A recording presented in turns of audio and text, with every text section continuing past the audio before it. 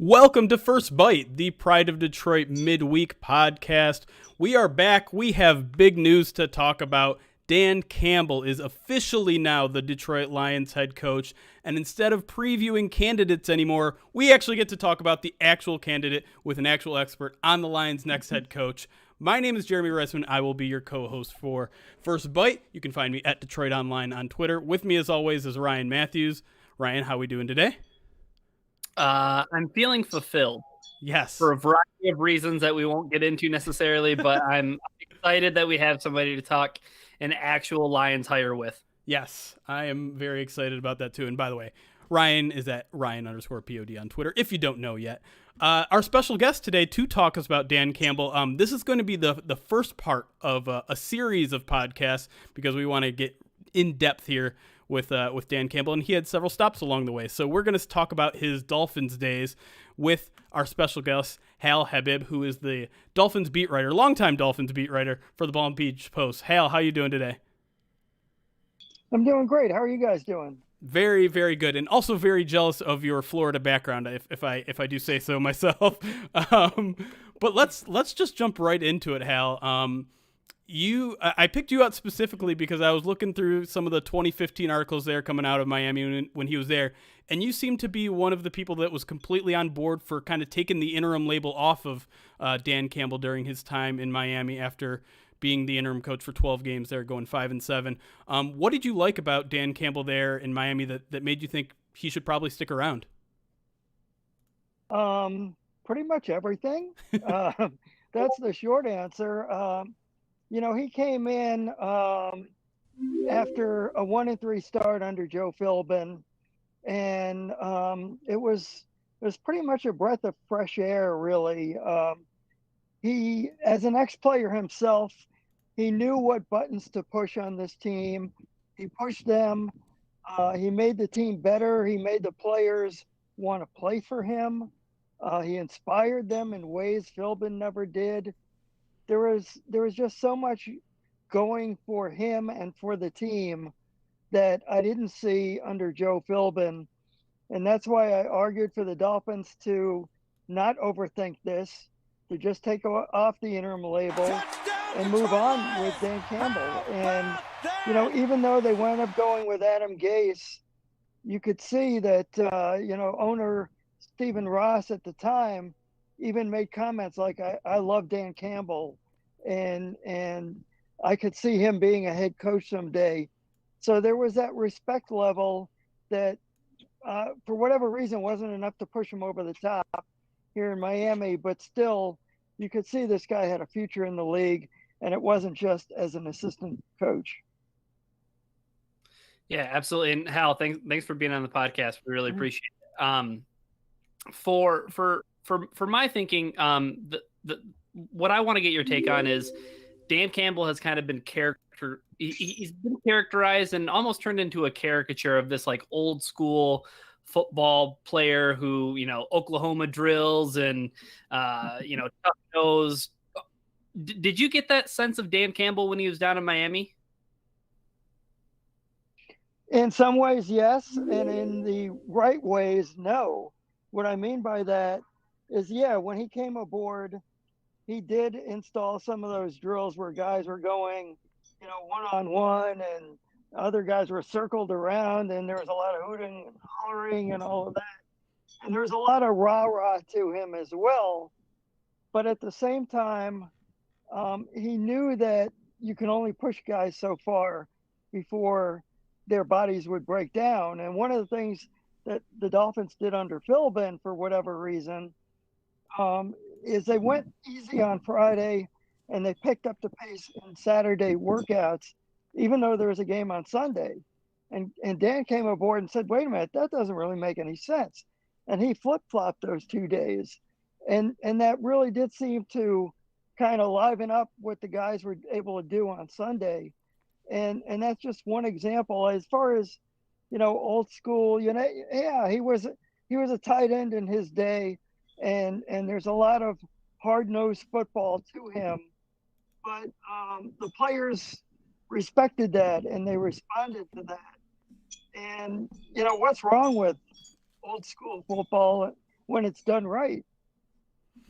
That's a good point. I kind of want to dig a little bit further into this because, the Lions are obviously coming off of kind of an old school hard ass kind of coach. And I think maybe there's a little bit of concern that, they're continuing down that road, although it's certainly a little bit different with Dan Campbell.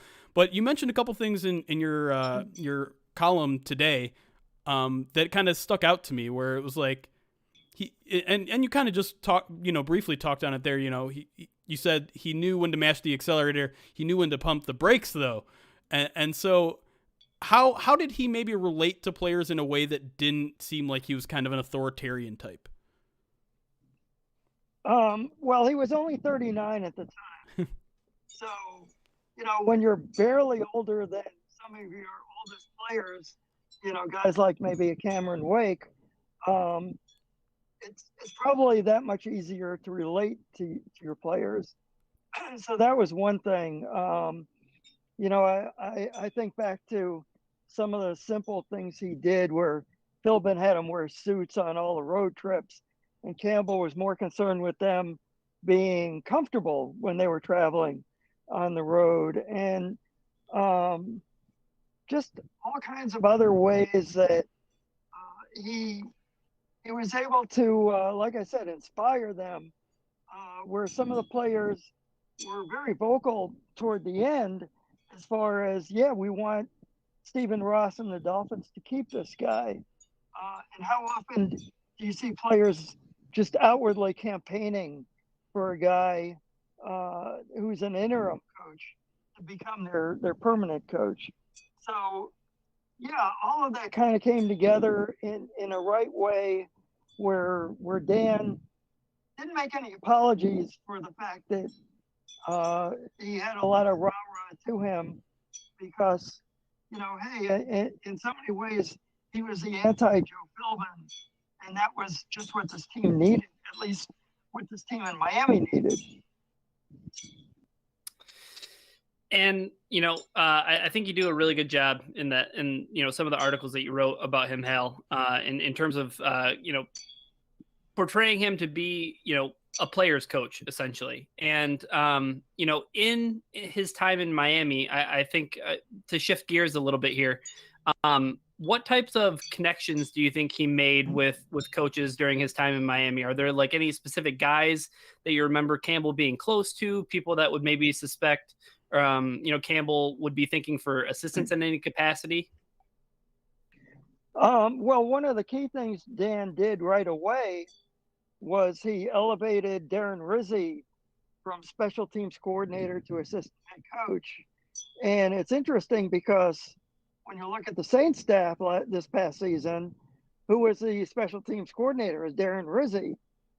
I don't know if Dan is looking at Darren as perhaps his assistant head coach in Detroit, or maybe his special teams coordinator in Detroit, if he could lure him away. I've always had a lot of respect for Darren. His special teams in Miami were always very good. Darren has a knack for uncovering gems as specialists, and that's why Miami was able to land Jason Sanders, who's one of the better kickers in the NFL right now, even though he was unheralded as a college player. So that would be one guy who comes to mind right off the bat as someone to keep an eye on. Interesting.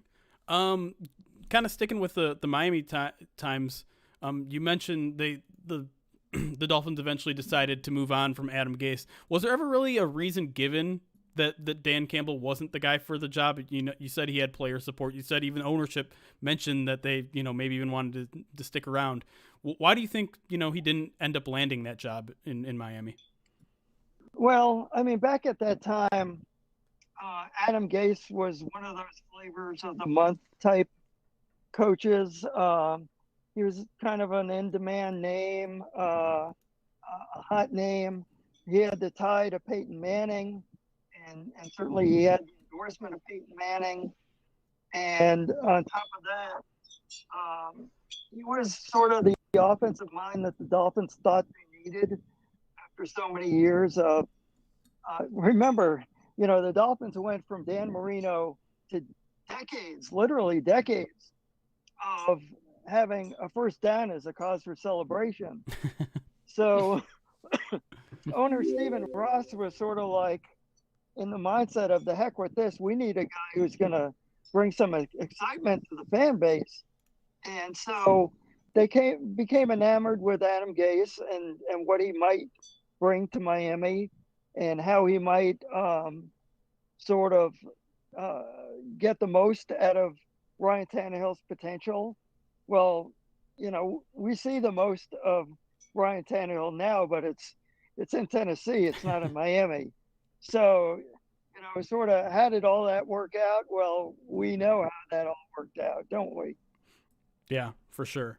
One more from me before we head to our first break. I want to talk about kind of the unconventional move he made, and I'm not sure even Lions fans are aware of this, but during his time as interim head coach, he fired both the offensive and the defensive coordinator. And I find that interesting because the Lions just kind of went through a somewhat similar situation, and they just had an interim coach that ended up firing a special teams coordinator. That was a wildly kind of unpopular move here in Detroit. What did it feel like he was overreaching maybe with his powers to have an interim head coach get rid of the offensive coordinator and defensive coordinator in the season, or was that something that was like those guys were probably gone anyways? Well, I mean, considering where Miami was at that time, any changes probably were going to be received in a positive way. It was a team that was just stuck in mediocrity, and anything that could be done to sort of jumpstart the team and the franchise kind of had to be done. 8-8 or some dirty words down in Miami. Probably Detroit fans are more than ready for some kind of change as well. When you're an interim coach or a new coach in the NFL, sometimes you have to do unpopular things. I mean, look at Brian Flores. He's now unquestionably the right guy for Miami. But even after last year, when the team kind of extended itself, with that 5-4 finish, Brian wound up flipping half his coaching roster, leading into this year. And then even after this year, we asked him, okay, what are you going to do with your coaches? And his initial response was, well, we'll probably stand pat. And now we see, there's the offensive coordinator, Chan Gailey, has resigned. Other changes are going on with the offensive line coach and so forth. Things happen all the time where how often does a coaching staff stand pat? So it will be interesting to see some of the guys that Dan brings along to Detroit. That's for sure. Yeah, that's something that I think all Lions fans are kind of waited with bated breath there. Ryan, you got one more before we head to our first break?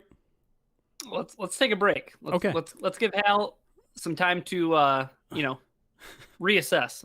All right. We'll give you all time to catch a breath here. When we come back, we're going to get into some X's and O's a little bit, because I think that might be the biggest concern with Dan Campbell is how much does he know? How much influence does he bring from his upbringing and all that sort of stuff? And we'll try to get some answers out of Hal when we come back here on First Bite. Dan Campbell, Part 1 edition. All right, we are in break, but we are still live with our live chat. Let me catch up with some alerts really quick. Nick Coscarelli, now 22 months subscribed to our Twitch channel, which I believe is the most of anyone. Appreciate it. He just says beef.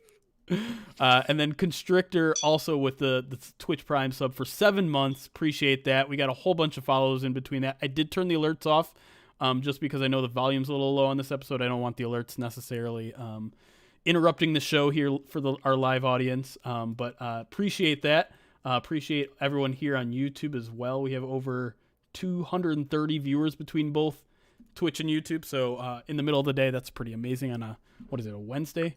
Appreciate you all for joining us. If you have any quick questions, we can get into that really quick, but I would like to jump back in here fairly soon so we don't waste any more of Hal's time.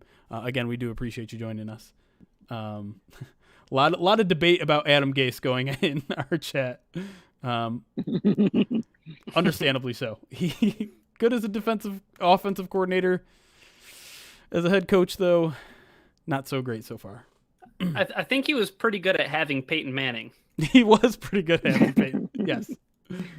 A lot of guys would be. I would be good. You would be good. Yeah. Jim Caldwell, also pretty good. Not very good when he didn't have Peyton Manning, though. Why aren't we outside too? If we were in Hollywood, Florida, we might be. All right, I think we'll just jump right back into it. Yeah.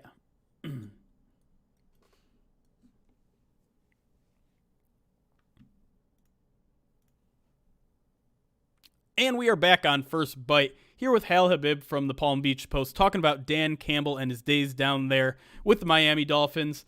Let's talk a little bit about his philosophical background, because we all know he's a great motivator. We've heard, the players kind of talk about how they love to run through a wall for him. But the biggest concern, I think, Lions fans is just simply, what is he going to do here? What is the team going to look like philosophically? What are they going to look like? And the biggest hint we have is we hear him talk about Bill Parcells, a guy that he played for. He goes over to Sean Payton, another guy who has a Bill Parcells connection. So when he took over Miami, philosophically, did they look any different? What exactly kind of, resembled? What strategy were they following? And was it kind of just more of a reflection of what was going on, but more intense? Or, did he become more pass heavy, run heavy? What exactly did it look like there in Miami during his 12-game run? Well, the first thing that comes to mind is that they were able to score. They were 1-3 when he took over, and right away in the first two games, they won those two games. They scored a total of 82 points, where they had never even scored 21 points up until that point in the season. So there was an awful lot of good things going on. At the same time, as he once explained, there's only so much you can do mid-season. Right. It's not like you can totally overhaul a system or anything. I seem to recall that they had a little bit more latitude that they gave Ryan Tannehill. Up until that point, believe it or not, Ryan didn't really have as much latitude to audible. He didn't have a whole lot of input in the game plan, which kind of boggles the mind when you think about it. So there were those kind of things that were going in Miami's favor. One thing that I think Lions fans should really think about and be grateful for right now is those few seasons in between. Where was Dan? He was in New Orleans. I mean, he was working under Sean Payton. He was working with Drew Brees and Kamara and Michael Thomas, some of those guys. And what a great experience it had to be for him to learn under one of the most aggressive play callers in the league, one of the most creative minds in the league. I think a lot of those things are going to help mold Dan into that much better of a coach and a head coach than he would have been had he gone straight from Miami to Detroit. Those are all positives, I think. I want to take it back to something you said earlier, Hal, and you mentioned that Dan Campbell was a breath of fresh air from Philbin's time in Miami, and I would just like to maybe learn a little bit more about Dan Campbell's media relations. What was necessarily the breath of fresh air that he provided outside of necessarily the coaching realm, and what he was like with the media? Because I think a lot of people in Detroit were rubbed the wrong way with a lot of the things that Matt Patricia had to say. So can you comment at all about what Dan Campbell's relations with the media were? Why do the words Bill Belichick come to mind as you're asking that question?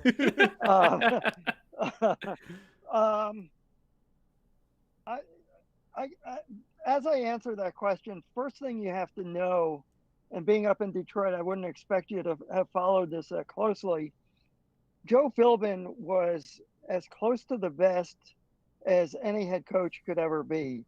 There were times, he's a wonderful person. No one would ever say anything bad about him as a person. but in a lot of ways, as a head coach, he was kind of a deer in headlights, especially when the cameras and the microphones were going. And Dan was totally the opposite. He was so relaxed in front of the microphones. If you asked him a question, he was not afraid to answer it.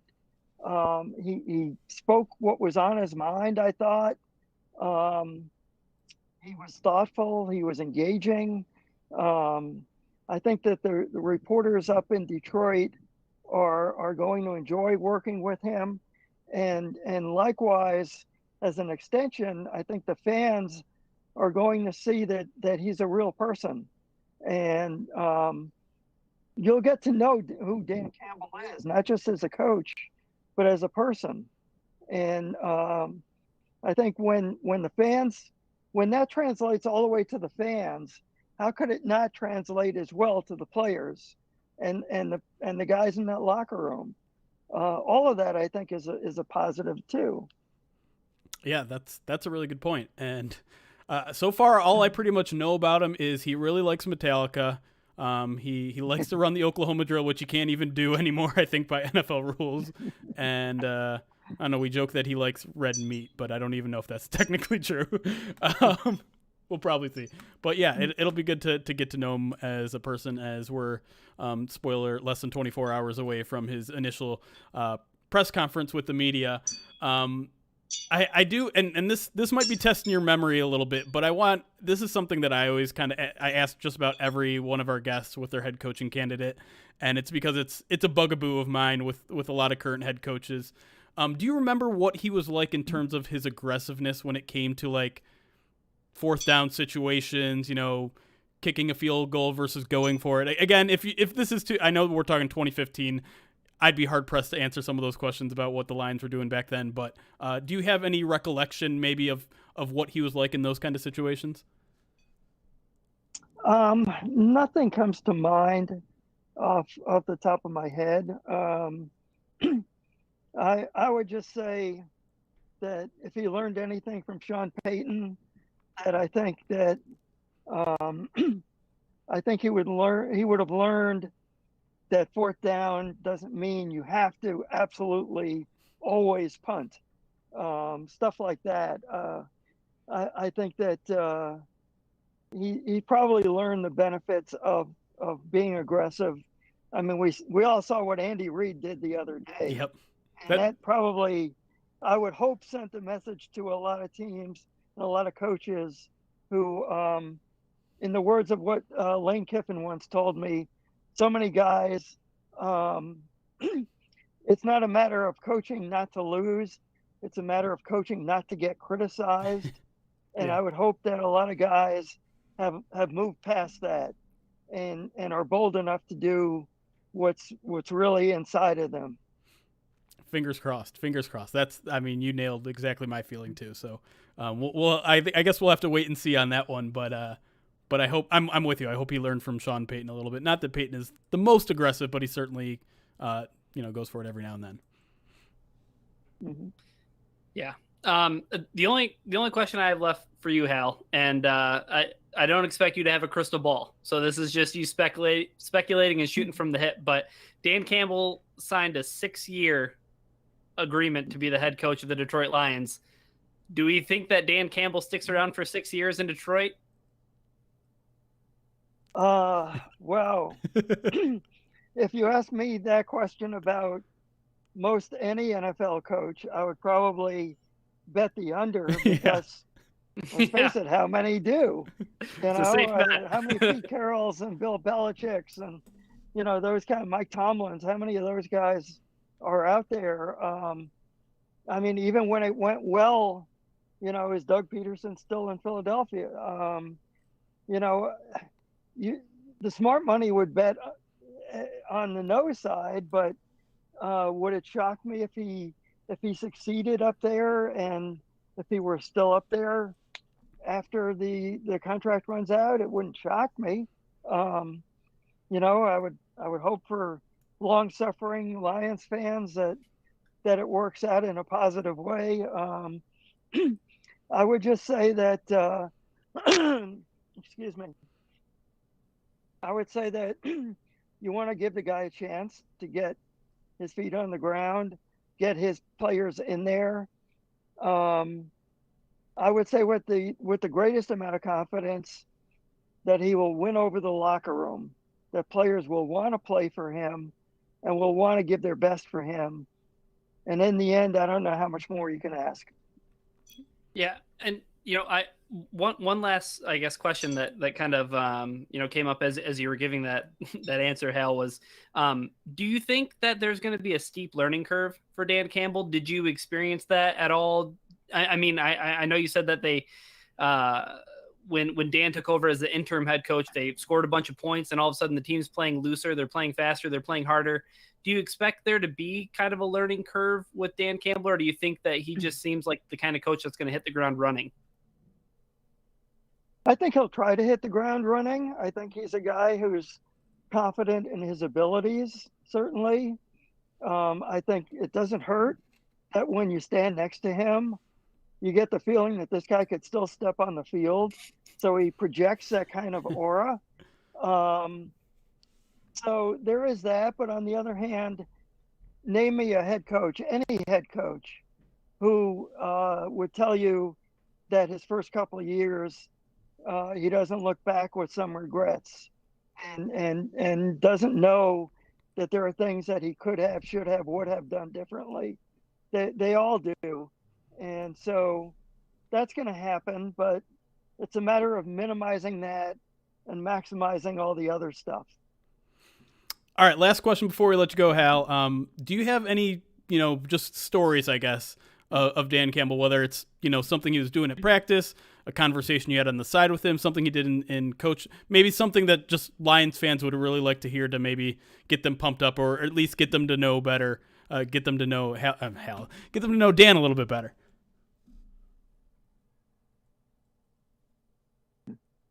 One thing that came to mind, there was a news conference he was having somewhere, I guess, fairly deep into his tenure in Miami.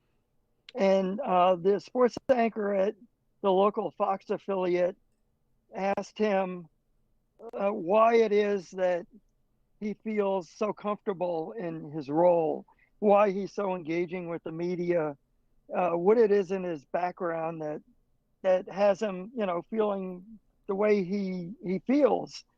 And he gave this long answer. I actually have it up on my screen as I'm talking to you.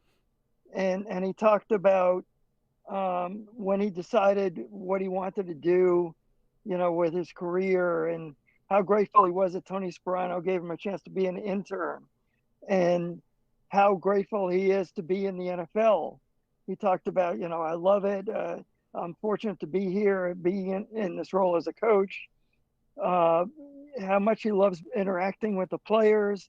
He even talked about his secretary and the guy who cleans the building, and how much he enjoys being around all of those people. So it's a guy who, now that he's finally a head coach, I can't help but think that he's going to cherish every minute of it. He's going to maximize this opportunity. I think he's going to do everything in his power to be exactly what the Lions organization hired him to be. Whether it all works out, who knows, but it won't be for lack of trying.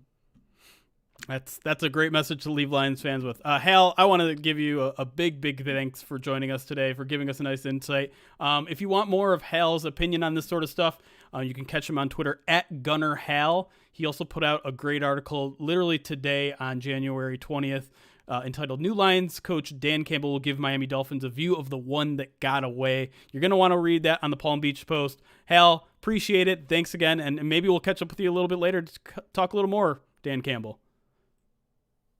Sounds great, guys. Thank you. Stay warm. We will try, Dan. Or we'll try, Hal. Sorry. Thanks again for joining us. And thank you all for listening to First Bite. We will be back a little bit later, talk about maybe a little bit of Dan Campbell's Saints with another special guest. So stick with us. It's chaos. Be kind. See you next time. All right.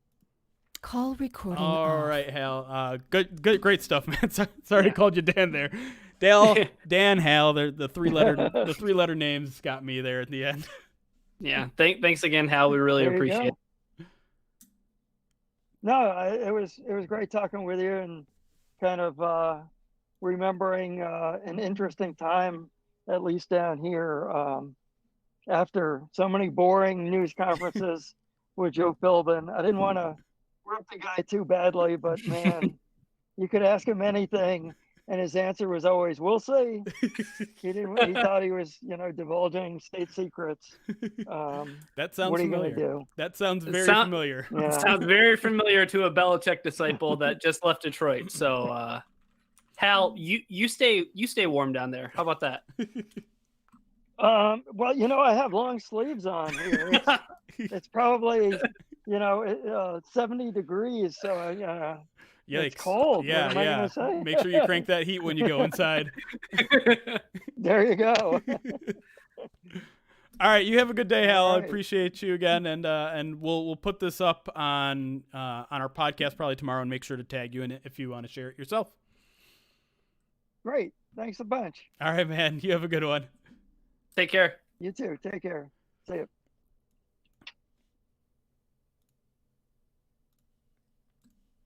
All right. Let's stick around for a little bit if y'all want to stick around. We'll talk about it a little bit. Ryan, I don't know what your schedule is like. I know you're just settling in from work yourself, so. I got 5 minutes. Okay. We will chat for 5 minutes then. Good conversation with Hal. I like how, he's really, it's interesting because the national perception of this hire is mostly bad, right? It's like, what are the Lions doing? They're getting a guy with no experience. They're getting a guy who, he's a meathead. He's a tight ends coach. He doesn't know crap about the game. Hal's completely in his corner, though. Completely in his corner. He writes an article about the one who maybe got away. Yeah. I wanted to get in that question about his relationship with the media because I think, and I think that helps paint an even, more detailed picture of who he is as a person. And I'm really glad that Hal shared that anecdotal note about, Dan just really being appreciative of the opportunity that he was afforded by Sperano. But, I think the one thing that Lions fans are yearning for that we haven't had in so long is a level of, it doesn't even necessarily have to be transparency, but it just has to be like a friendlier, someone who's not going to bullshit you. Let's be honest. Like, Dan Campbell's not going to stand up there and bullshit you at a press conference. Somebody who's not going to big dog you, right? Or just like, trust me, like I'm the football coach, or trust me, I'm the general manager. And being more personable, I guess is the word I'm looking for. And it seems like Dan Campbell is every bit of that. And that's exciting. Yeah. I think Lions fans are going to fall in love with him tomorrow. I really do think they will. And it's not going to win everyone over because there's plenty of the fan base at this point that are like, I'm not getting fooled by a press conference anymore. I don't care if you win the press conference, win games. And you'll never win over those guys until you do actually win games. And that's understandable. And I totally get it. But I really think he's going to get up there and he's going to knock it out of the park tomorrow. And people are going to get excited because you're right. Like they were, you're sick of the losing if you're Lions fans, but it only makes it worse if you're going up there and being like, you know what, we just got to play better. I got to coach better. And you just give the same canned answer.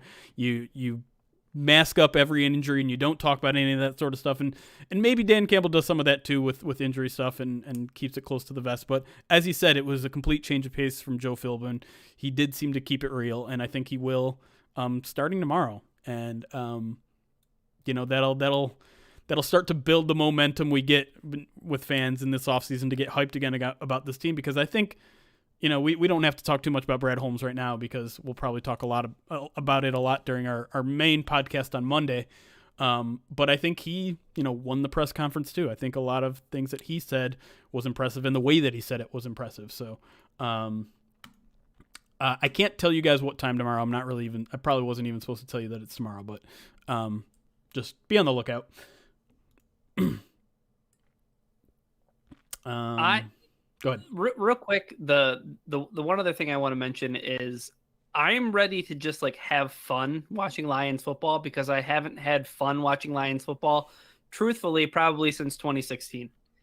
Like it's been really hard to watch the product on the field. Sure. And like even in the most I guess hopeful or optimistic moments, like thinking back to like the wins in the Patricia era that you would call like the hallmarks, like beating Bill Belichick or the Dolphins game, or I don't know, I'm trying to think of other hallmark moments that stood out as like shining examples of like hope and optimism and like a good feeling of watching football.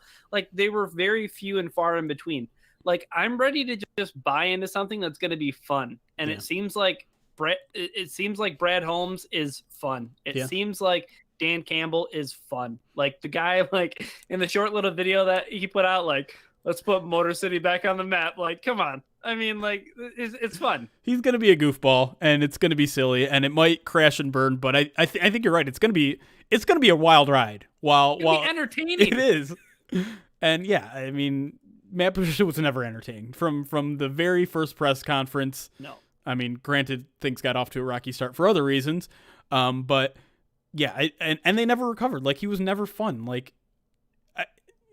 I think he tried at one point where he's like doing the media rounds a little bit and it's just like, hey. But like even when he was like on, you know, what's the punter's name? McAfee. When he was on McAfee shows, like they're joking around with him. He's like, I don't want to talk about that. And it's just like, come on, let loose. And so things are going to be a little more fun and silly and great. And does that mean more wins? No one knows. But hey, like. I guess to coincide with that point, it's like, would you rather be miserable and losing a bunch of games, or would you rather try something different and like see what works? I mean, like I would rather have fun and be losing games than like have to put up with, you know, sit up straight, have a little respect for the process, and you know, I'm responsible for the most important defensive play in Super Bowl history. Like. Yeah, and I wanted to kind of like parse through, and I don't know if I got necessarily the answer. I wanted to parse through him being a hard ass, but also like, because I don't think that's what he is. I don't think he's necessarily a hard. I think he's intense. I think Patricia was a hard ass. Campbell's just intense. And part of what he was saying, and he got into it a little bit where he was talking about like, he's like, you guys don't have to wear suits, just chill when you're on. And so like Dan Campbell strikes me as a guy who's like, you guys want to play ping pong in between practice? Sure, go ahead and play ping pong. Like, I know that's just kind of like something we stick to with the Patricia era. Is like he got rid of the ping pong table, like that really matters. And probably on its surface it doesn't, but at the same time, like that's how you relate to players. You let them be players. You let them post on social media. You let them chill and you know, decompress by playing ping pong or whatever. Play music in the locker room. I think Dan Campbell will be significantly different in the locker room than Matt Patricia, and that's what I was trying to get at. And I think we got a little bit into it there, but yeah. Yeah, I think there's a huge departure from treating this game that everybody's playing, right, like a job, versus like, hey, we're playing a game. Like and I think the other part that I think you got through to Hal, and Hal gave you a good response, was like Hal's comment about like him knowing when to push on the accelerator and then when also to like hit on the brakes. Yeah. So yeah. And as far as we can tell, Matt Patricia was all pedal to the metal. All like, you guys are going to run up this damn hill. You guys are going to tear yourselves out. And I mean, it literally from the very first training camp, there was the rumors that players were fed up. And I'll be honest, at the time I was like, this is bullshit. Players run all the time. But there was the rumors that he was making all these veterans run. They didn't want to run, and he lost the locker room on day one. We know Dan Campbell isn't going to have to dig out of that hole. As soon as he arrives, he's not going to have to dig himself out of a hole of all the veterans are pissed off at him. Even if they are, there's no veterans worth keeping around at this point. He's not inheriting a team where he's like, okay, I just need to, you know, win over the locker room, add a couple pieces, and we're there. He gets to start anew. Yeah, and that was, I guess, that was what I was trying to get to with the question that I asked Hal about, like, do you think Dan's going to be able to hit the ground running? And also, like, you know, getting a 6-year contract while I think terms of agreement don't mean too much. Like, I don't want to read too much into Right. 6 years. Yeah, I see a lot of people that are saying like that means this is a rebuild. I'm like, you are jumping 10 steps in logic there. No. Yeah. It's one extra year than standard. That doesn't mean, oh, you get a free rebuild, everybody. No. Right. So, sorry. There's something to be said for that contract, but I don't want to read too much into it. But I think at the same time, like, if there are some, here's how I view things going in year one, and I don't mean to like throw out like a prediction or anything. Here it is. Let's hear it. Here it is. Clip it. 11-5. Even if the Lions struggle right in their first year, I don't think it's going to be for either a lack of effort or for a lack of coaching. Like, I think that like there will be a learning curve with Dan in terms of X's and O's and maybe philosophy. And like Hal said, like if you ask any coach, like their first 3 years, like they probably have some regrets, but like, I don't think it's going to be for a lack of effort. And it was really clear in Detroit that like, even some of the best players, like it was easy to see, like Darius Slay, like went out there and he gave everything, but like, it didn't seem like he was Darius Slay. Yeah. And I don't want to be too like revisionist or like, be a victim of hindsight, but like it felt stifled. Yeah, I mean there's a lot of players that it felt like they either plateaued or fell off a map when they came to Detroit or during their time in Detroit. Quandre Diggs, Tracy Walker. Justin Coleman was a guy who came in with a stellar resume and did nothing outside of like the first 4 games when he forced a fumble in every game, it seemed like. And Snacks. Yeah, he started out good and then dropped off. And so you have to wonder if that's a motivation thing, if that's just poor coaching thing.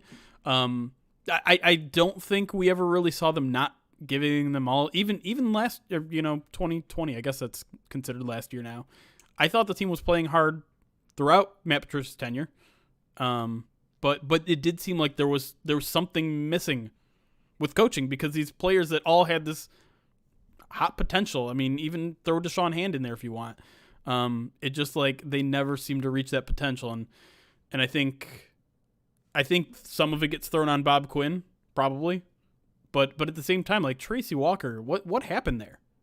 That guy was primed for a breakout season, and I mean, if you were to read between the lines of every single Tracy Walker press conference this year, something was up with coaching. Something was up with coaching, no doubt. And he was very careful not to say anything, but when he didn't say anything, I think that silence really spoke volumes. It really did. Yeah, and I think even think about some of the players that ran so hot and cold, like A'Shawn Robinson, for instance, like healthy scratch, and then all of a sudden was playing great, and then wasn't prioritized for coming back, even though he was a 2nd-round pick by Bob Quinn. Like, I don't know.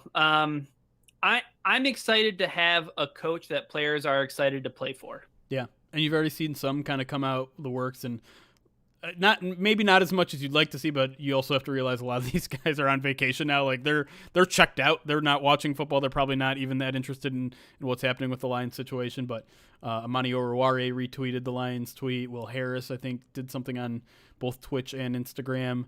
Who was it? There was someone else that said Okuda said something on Instagram, I think. So they're starting to come out there. I think Okuda also said something about your guy who isn't the defensive coordinator yet, but probably will be, maybe front runner. Come on, they're really teasing you, man.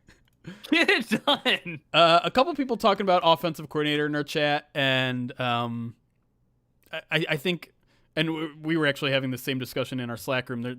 They're viewing the silence, the lack of rumors there as a sign that maybe Darrell Bevell will be back. I think that, again, I think you're reading into the tea leaves a little too much. I don't think it can't happen. I just think, this whole thing's going to take some time. He literally got in the building, I think, today. So we'll see. I think the one other interesting thing before I head out here is Hal bringing up the special teams coordinator. Mm-hmm.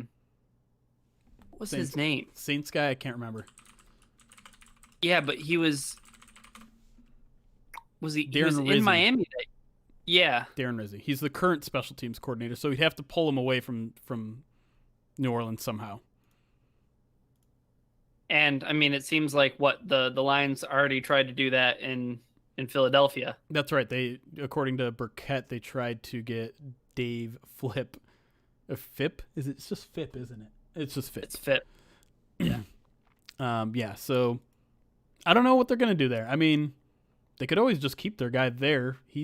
I can't remember his name. The guy who was the assistant special teams coordinator and now was by the end of the season the essential full time. Although I don't know if they ever officially promoted him.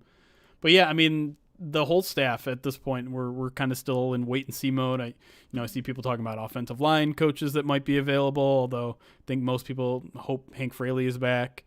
Sean Ryan is apparently headed towards where's he going? I forgot again.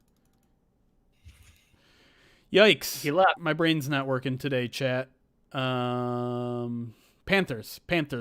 That's right, to be with Matt Rule. So that's a minor loss. I mean, he's only been with the team for 2 years, but pretty well respected. So he's got a lot ahead of him in terms of where, and again, this was our biggest question, right? This is our biggest wait and see approach. We know he's got the rah-rah in him. We know the players are going to rally around this guy, but will he get the X's and O's done with his hirings? And we'll have to wait and see with that, because I mean, the one indication we have so far is he might get a guy that we all think is going to be a very good defensive coordinator, but hasn't been a defensive coordinator. And so it's a promising start, but there's a lot ahead of him, and we'll see how it goes. Yeah, the interesting thing about the Aaron Glenn potential hire is that, like you said, hasn't been a defensive coordinator before. So, do we really know a ton about his philosophy either? So, right. Yeah, it'll be interesting to see what the Lions decide to do with offensive coordinator. I hope that you're ready, because it was trending on my Twitter when I checked, at least. But are you ready to weather the storm of Matthew Stafford to Indianapolis rumors? Oh, God. Yeah, no, that's been crazy all day. Appreciate that, Twitter. Thanks for that. And I was even teasing Stampede Blue, the SB Nation Colts blog, because they said, who's going to be the Colts? They put a poll on Twitter, who's going to be the Colts' next head coach? And they put Matt Stafford, and I quote tweeted and said, the fact that you're calling him Matt shows me you're not ready for him yet.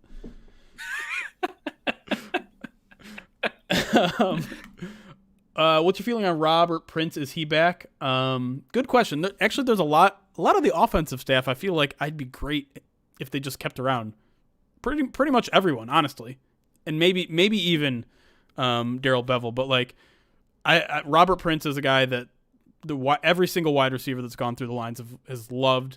He obviously, is enthusiastic enough to earn that interim head coaching job for 1 week, and even though the results were god awful, I don't know how much you can actually blame him for any of that.